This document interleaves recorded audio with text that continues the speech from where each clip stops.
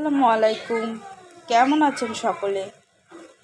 আলহামদুলিল্লাহ, আমি ভালো আছি। আজকে রান্না করব শাক দিয়ে মাছের ঝোল। কড়াইতে প্রথমে তেল দিয়ে দিলাম জিরা ফোড়ন। রান্না করব লাউ শাক মাছ দিয়ে ঝোল। এমন ঝোল তরকারি খেতে খুবই মজা হয়। প্রথমে কড়াইতে জিরা ফোড়ন, অল্প পেঁয়াজ, অল্প রসুন আর 2-3টা কাঁচামরিচ দিয়ে দিলাম। একটু ভাজা হতে থাক, ততক্ষণে বলতে থাকি। আপনারা আমার চ্যানেলটাকে সাবস্ক্রাইব করবেন, লাইক করবেন, শেয়ার করবেন, কমেন্ট করবেন। ইনশাল্লাহ আমিও আপনাদের পাশে থাকব।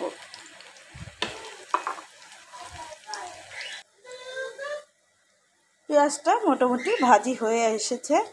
এখন আমি দিয়ে দিব একটু পানি। অল্প পানি দিয়ে দিলাম। এর মধ্যে দিয়ে দিব হলুদ গুঁড়া, একটু শুকনো মরিচের গুঁড়া আর অল্প লবণ, একটু জিরার গুঁড়া দিব। এখন আমি এই পানিতে মাছটা কষিয়ে নেব ভালোভাবে। দিয়ে দিচ্ছি অল্প জিরার গুঁড়ো।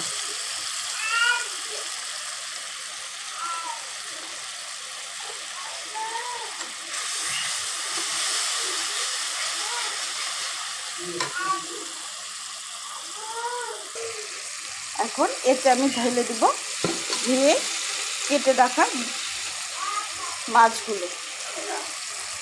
এখানে কিছু বচি, পয়া, ট্যাংরা, মিশালি মাছ রয়েছে। মাছগুলো আমি একটু ঢাকনা দিয়ে ঢেকে দেব। এখন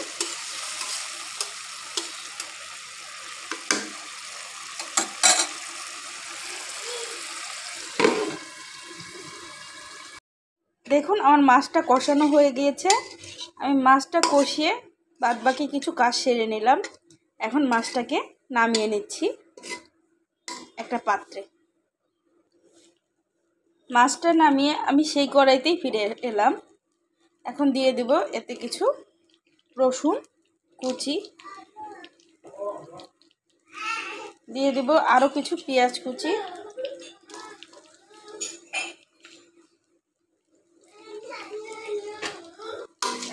এগুলোকে আমি শাকের জন্য ভালো মতো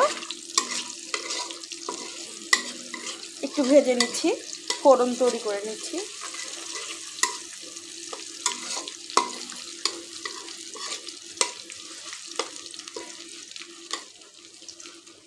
কোন অঞ্চলের মানুষ মাছ দিয়ে শাকের ঝোল খান একটু জানাবেন।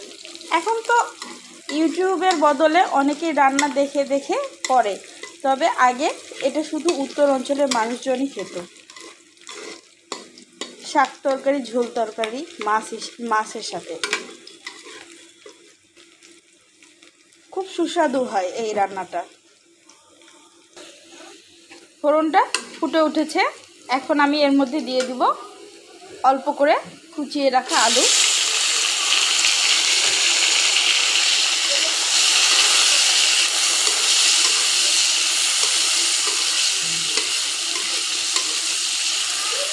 আলুগুলো একটু মোটা মোটা করে রেখেছি, শাকের সাথে রান্না করলে এটা ঠিক গলে যাবে। দিয়ে দিলাম মরিচের গুঁড়া, হলুদের গুঁড়া অল্প অল্প। যেহেতু শাক সেহেতু বেশি করে গুঁড়া মশলা ব্যবহারের প্রয়োজন নেই, একটু কাঁচামরিচ ব্যবহার করলেই হয়ে যায়। এটা কষিয়ে নেওয়া শেষ। এখন এতে দিয়ে দিব এখন শাকগুলো। আমি এখানে লাউ শাক ব্যবহার করছি। আপনারা যে কোনো শাক এইভাবে ঝোল করে খেতে পারেন। এমন তাজা তাজা শাক মাছের সাথে ঝোল দুর্দান্ত একটা রান্না বলতে পারেন। শাকগুলো এখন আমি ভালোভাবে একটু মিশিয়ে নিচ্ছি। পানিটা টানার জন্য আমি একটু ঢাকা দিয়ে ঢেকে দিলাম। ঢাকনা খুলে এবার আমি লবণ দিয়ে দিচ্ছি।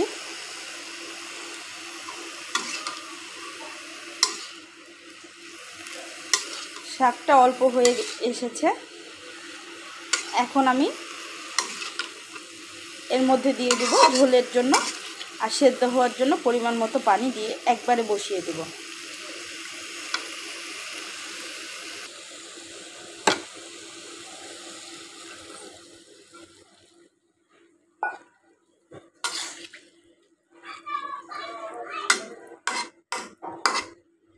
আমি এখানে পানি ব্যবহার করলাম।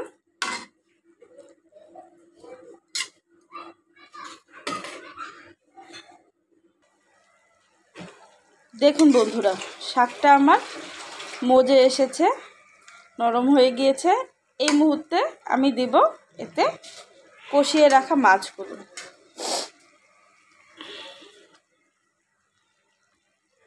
কষিয়ে রাখা মাছগুলো এর মধ্যে দিয়ে দিলাম।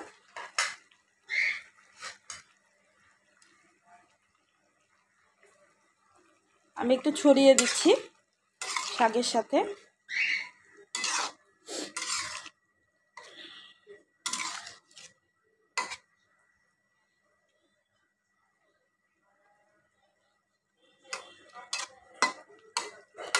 এখন শাক আর মাছ একসাথে ভালো মতো সেদ্ধ হয়ে যাবে।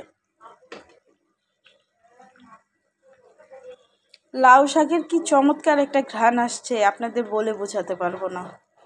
আপনারা রান্নাটা দেখবেন আর করে খাবেন, অবশ্যই জানাবেন কেমন হয়। এখন আমি এর মধ্যে 2 ফালি চেরা কাঁচামরিচ দিয়ে দিচ্ছি। বেশি দেওয়ার প্রয়োজন নেই, আগেই ব্যবহার করেছিলাম।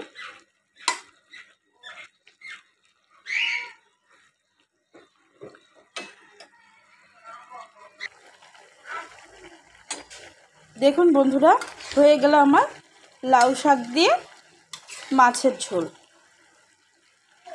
কেমন হলো রান্নাটা বলবেন কিন্তু কমেন্টে। ফাইনালি আমার রান্নাটা শেষ। এখন আমি গ্যাসটা অফ করে দেব। আল্লাহ হাফেজ। সকলে ভালো থাকবেন, সুস্থ থাকবেন আর আমার চ্যানেলটার পাশে থাকবেন। অবশ্যই সাবস্ক্রাইব করে লাইক কমেন্ট শেয়ার করবেন।